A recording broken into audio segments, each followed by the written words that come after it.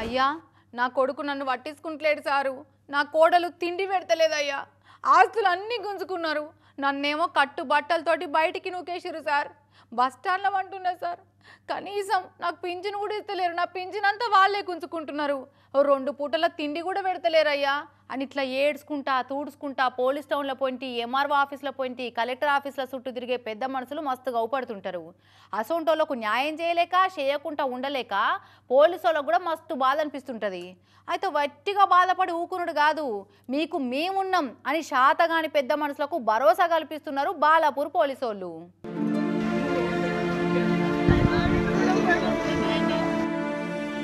కాకీలంటే కరడు కట్టిన బండలసుంటి గుండెలు ఉన్నోళ్లే అనుకుంటారు అంతా. కానీ అది బిల్లకు ఒకవైపే, రెండో సైడు ఎట్లుంటుందో చూపెడుతున్నారులా రాచకొండ కమిషనరేట్ పోలీసోళ్ళు. గోల్డెన్ కేర్ అన్న పేరుతోటి శాతగాని పెద్ద మనుషులకు నిత్యావసరాల కిట్లు పంచి పెడుతున్నారు. ఇట్లా మన కోసం శ్రమించిన వారికి మన రక్షణ అని ఓ ట్యాగ్ లైన్ కూడా కొట్టించారు ఫ్లెక్సీల మీద, బ్యాగుల మీద. బాలాపూర్, మల్లాపూర్, సుల్తాన్పూర్, ఎర్రకుంట, షహీన్ నగర్, వెంకటాపూర్లల్లా ఈ మంచి కార్యం చేస్తున్నారు అక్కడి పోలీసోళ్ళు.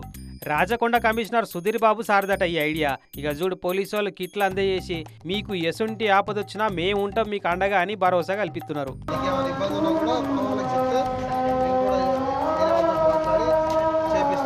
सीनियर सिटीजन्स का उसका थोड़ा सिक्योरिटी लेने के वास्ते एक अच्छा प्रोग्राम रखें. మరి కిట్లలో ఏమేం పెట్టిరో కానీ పోలీసు వాళ్ళంటే కసురుకునుడు, కేసులు పెట్టుడు, తప్పు చేసిన వాళ్ళని కొట్టుడు, ఇళ్లలోకి వచ్చి సెర్చులు చేసుడే ఎరుకున్న పబ్లిక్ బిల్లకు రెండో వైపు చూసినట్టు అనిపిస్తుండొచ్చు. మరి అట్లా ఉండాలి, మంచికి మంచి చెడ్డకు చెడ్డ.